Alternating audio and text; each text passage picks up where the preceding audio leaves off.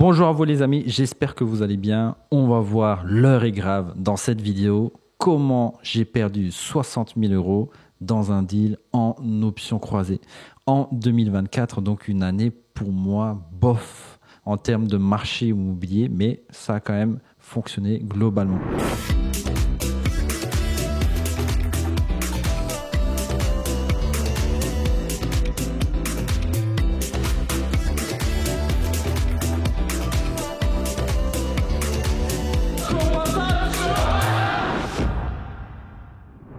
Dans cette vidéo, je vais vous expliquer quelle opération j'ai trouvée, comment je l'ai trouvée, comment ça s'est passé au niveau des ventes, quels ont été les challenges. Donc, on va parler d'un immeuble de rapport ici dans la région de Bruxelles. Donc, accrochez-vous. N'oubliez pas à nous liker, nous suivre sur les plateformes de podcast et nous donner des feedbacks si vous aimez ce type de contenu. En tout cas, l'objectif de cette vidéo, c'est de montrer un peu les côtés un peu plus moins successful, les petits échecs, les petits challenges qui font partie du palmarès, qui sont nécessaires. C'est nécessaire de faire des échecs pour réussir.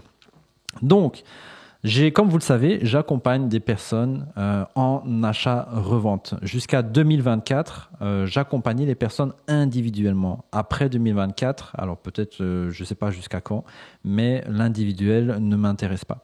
Et donc, ne m'intéresse plus. Bon, tu pourras couper ce côté de on s'en fout.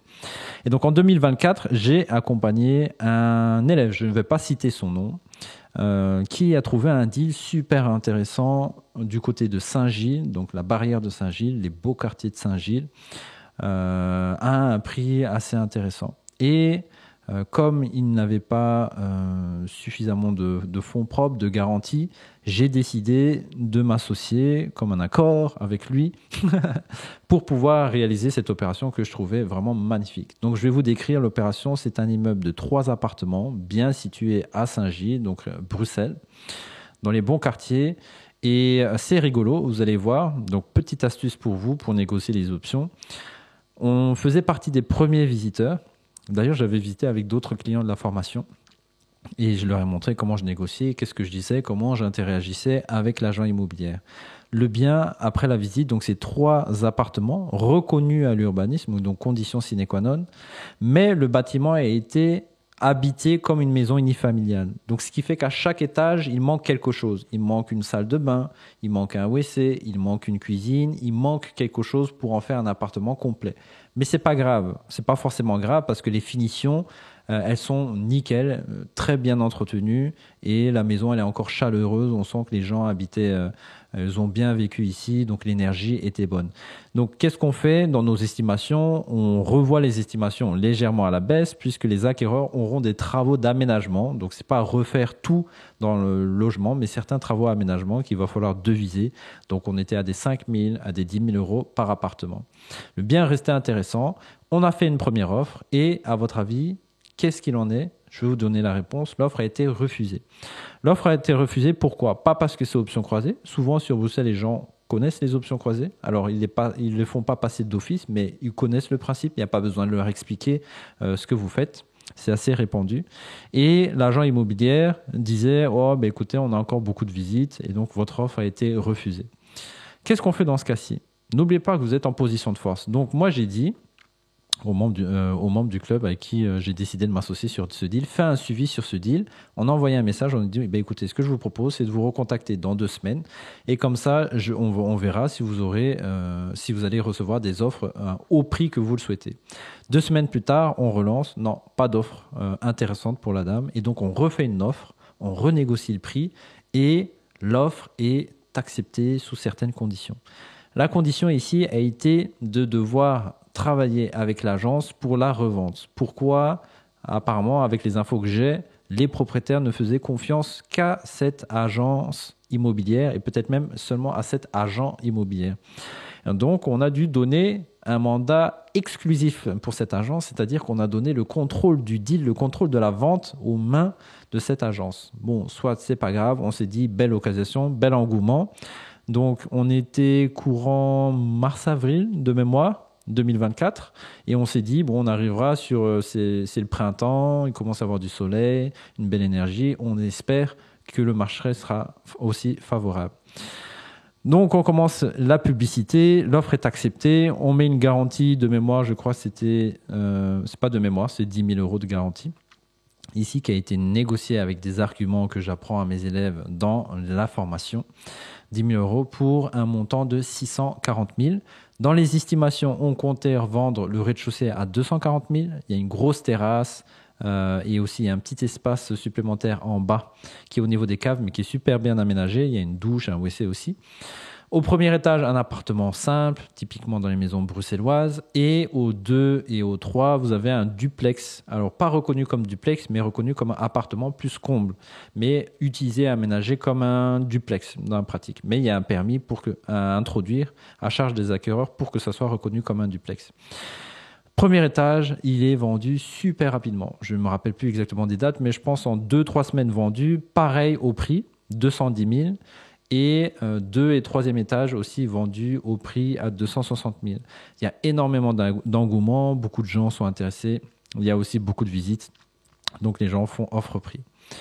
Après, bizarrement, le rez-de-chaussée, on a galéré à vendre. Alors c'est vraiment important, quand vous faites des options croisées, de se dire que ce qu'on pense, ce qu'on sait, on ne sait pas. C'est toujours le marché qui a raison. Donc souvent, les gens ils disent, les rez-de-chaussée, ça se vend vite. Parce que c'est au rez-de-chaussée, il n'y a pas d'escalier, il y a souvent une terrasse, machin, etc. Les gens aiment bien. Mais ça, c'est pas forcément vrai pour tout, dans toutes les circonstances. Ça dépend du contexte, etc. Et ici, le rez-de-chaussée, on a vraiment galéré à le vendre, en fait. Et en fait, le challenge de ce deal, c'est qu'on n'a pas su vendre ce rez-de-chaussée. Alors qu'on a fait quelques diminutions de prix. Le temps continue à passer. On a obtenu, je crois, 5 mois de délai. On a réussi à demander une extension supplémentaire. Donc, faites attention parce que dans ce délai, vu qu'on commençait mars-avril, la fin des délais arrivait au plein milieu du mois d'été. Et donc, les gens, les futurs acquéreurs partent en congé, les visites diminuent. Donc, c'est compliqué. Le timing en option croisée est vraiment primordial. Vous devez maîtriser, utiliser des outils. Moi, je donne des outils à mes clients où ils voient littéralement, visuellement, combien de jours il leur reste, etc. Ils ont une visibilité sur leur deal. Et donc, on a galéré. On n'a pas su vendre, on a fait passer d'autres agences, on a essayé de trouver des techniques, des solutions pour augmenter le nombre de visites, de sourcing, etc. Et on n'a pas réussi à vendre. Donc, contrairement à ce que je pensais, mais la localisation est top. Je pensais vraiment que ça allait être un deal doigt dans le nez. Mais justement, quand vous pensez comme ça, c'est là que la vie vous rattrape. Parce qu'on ne sait jamais rien et il faut garder les pieds sur terre, la tête sur les épaules. Heureusement que j'avais des liquidités, heureusement que mon associé était là et donc j'ai dû dépenser, on a dû mettre environ 57 000, 60 000 de fonds propres pour devoir racheter cet appartement et honorer notre engagement vis-à-vis de l'option croisée.